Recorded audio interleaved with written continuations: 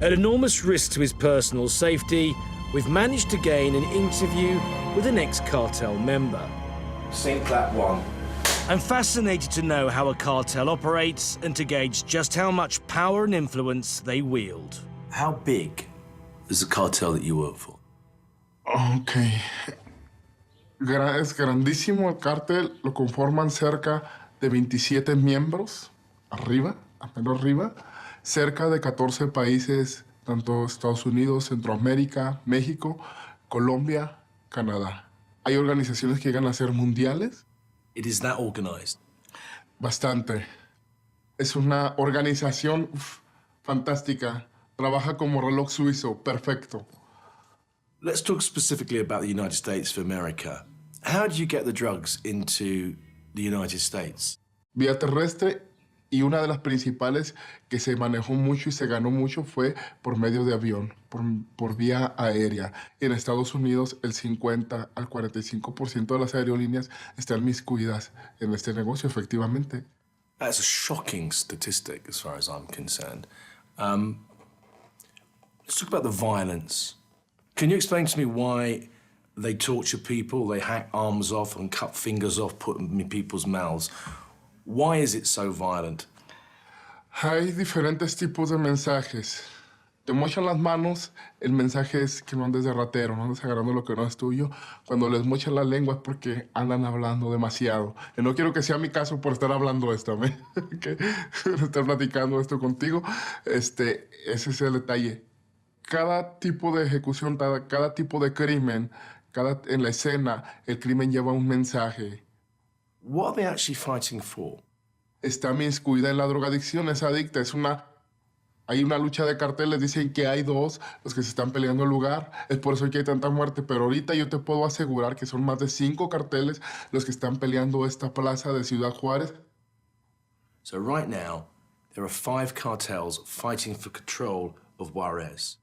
Era por la que más se puede trabajar el tráfico de drogas y de armas, algo que no hemos tocado, el tráfico de armas.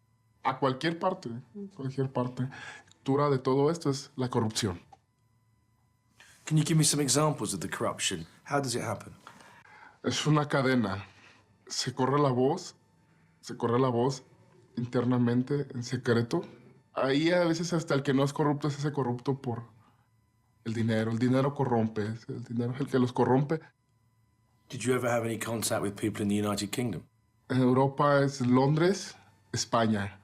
So how does somebody from Juárez make a connection to sell cocaine in London? Se envía gente, el mismo cartel envía gente hacia la ciudad de Londres, se abre una plaza, se empieza a vender droga, empieza la corrupción, llega la policía, se le compra, se le propone. The police in London know? Sí.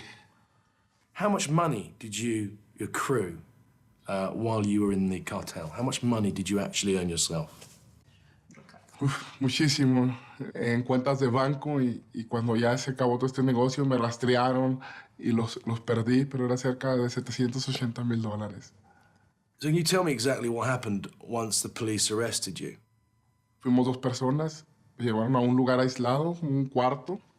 Fue la tortura, como te dije, pinzas, me quitaron uñas de los pies con pinzas, agujas entre las yemas de los dedos, descargas eléctricas en mis testículos, agua mineral con chile piqué, limón y sal por la nariz. La tortura duró aproximadamente un día, 0 información. Ya después que no vieron que no había futuro en su investigación y ya fue cuando ya estuve preso. When you were in prison, how long did you serve and were you protected by the cartel inside the prison? Estuvieron mandando dinero a mi familia mientras estuve en la cárcel. Iba a purgar una condena de 12 años y estuve nada más 6 meses. And how comes you only did 6 months? Vuelvo a lo mismo, corrupción.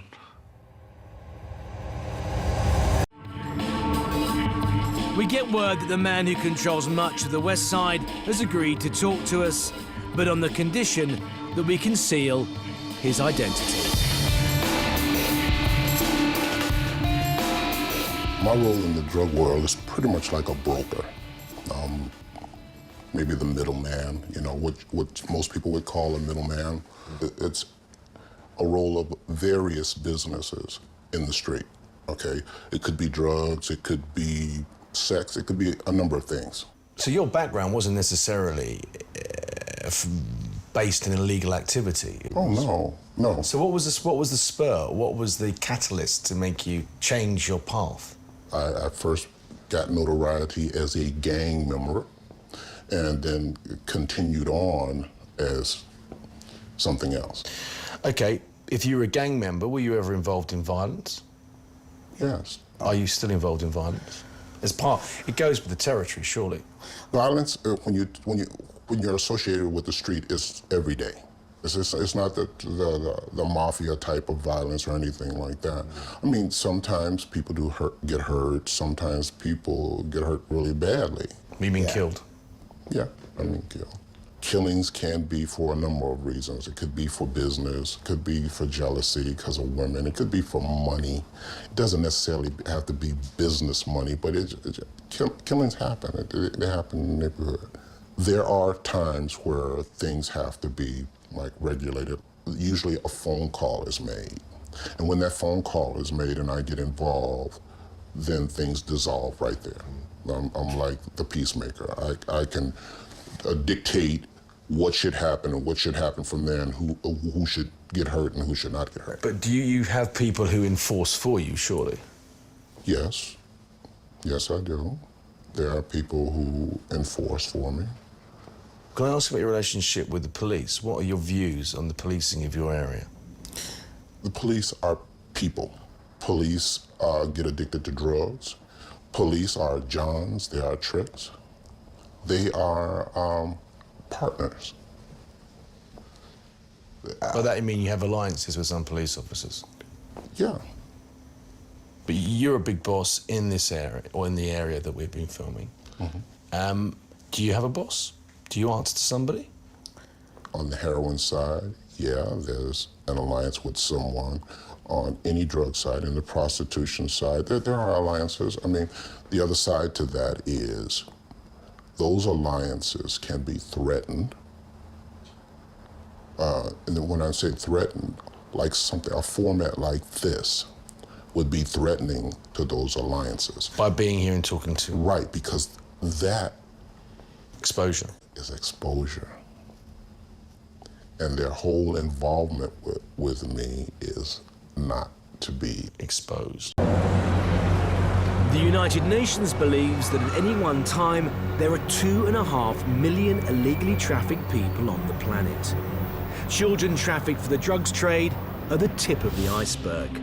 75% of all trafficked people are women, and 90% of them are forced into the sex trade, either trafficked by pimps or sold to work in the sex industry. I'm off to meet a young lady who was trafficked to the UK as a sex slave. She's asked us to keep her identity hidden because she's scared of retribution from her traffickers. Alice was forced into prostitution at the age of 9 in Mombasa, Kenya. When she was 15, she was introduced to a British man who promised her a better life in the UK. So what did this man look like, this man that came to bring you to the UK? Just like an average white man, sorry. He's a white man? Yeah. Do you have any idea how old he was? Probably between 35 and 40. 35 and 40, white. Do you know where he was from? Was he from the UK? Yeah. What airport did you fly into? We went to Liverpool.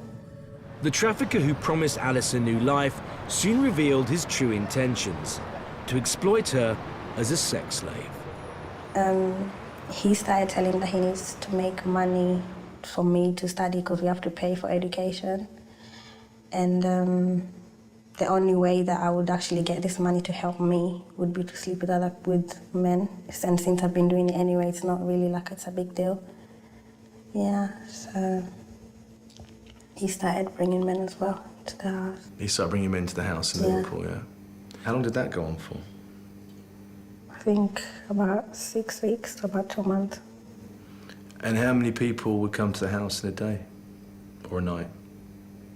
Can you remember? 3 or 4 people in a day. Yeah. And would he bring them in, or would they just arrive? He would come with them, then they like get drunk. They'd get drunk. And then what, you'd be waiting in the bedroom? Yeah, they would give me the drink too.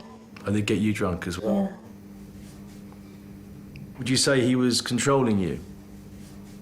Yeah. Were you scared of him? Yeah. Did he ever hit you? No. Would you say he used his mind or the fear? Did he use fear to control you? Yeah. Alice, like most trafficked women, wasn't physically imprisoned. She was trapped by fear. Fear of the trafficker and the fear of the unknown. She was a girl living in a foreign city with no friends or family to help her. After 2 months, Alice found the courage to escape and jumped on a train to London. She now lives in the UK with her foster family. When you think back to what happened to you in your very, very young life, and all those men that have had sex with you, and the people that unfortunately used your body and sold it, do you think about it? Does it depress you? Does it give you nightmares? Yeah, sometimes I have like 4 showers a day, just so I feel clean. Alice's story is becoming increasingly common. It's estimated that 70% of women working in the British sex industry come from outside the UK, many of whom have been trafficked here.